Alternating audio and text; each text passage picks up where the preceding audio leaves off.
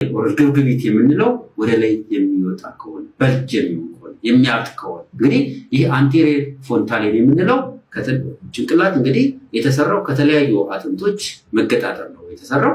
ይሄ አጥንት በሚገጣጠምበት ጊዜ ብዙ ጊዜ ከኋላና ከፊት መሀል አናት አካባቢ ላይ ክፍተት ይፈጠራል ማለት ነው። ስለዚህ ይሄ ክፍተት ኖርማል ነው። ስለዚህ በጊዜ ሂደት እያደጉ ሲሄዱ የሚዘጋ ክፍተት ነው ማለት ነው። ስለዚህ ይሄ ክፍተት እንግዲህ ባዶ ስፔስ ነው። ከውስጡ ብሬን ነው ያለው፣ ከዛ ስኪን ነው ያለው፣ ሌላ ነገር አጥንት የለው።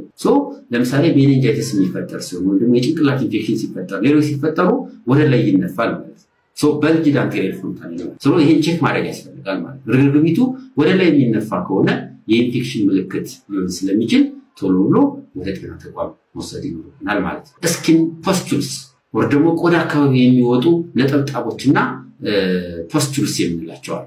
እንግዲህ እነዚህ እንደ ጉዳት ብዙ ጊዜ አብዛኛው ልጆች ላይ ይፈጠራሉ። ኖርማሊ በራሱ ሪዞልቭ ያደርጋል ወይም ይጠፋል። ግን አንዳንዴ ለምሳሌ 10 እና ከዛ በላይ ከሆኑ ወይም ደግሞ ሰፋ ያሉ ከ1 ሴንቲሜትር በላይ የሆኑ ፖስቹሎች እዚህ ጠዋን ቁስል ነገር የሚመስሉ ነገሮች ልጁ ሰውነቱ ጋር የሚወጡ ከሆነ ይህም የተለያየ መነሻቸው ብዙ ነገር ሊሆን ስለሚችል ወደ ጤና ተቋም ሄዶ ምክንያቶችን ማወቅና የሕክምና እገዛ ማግኘት ይኖርባታል።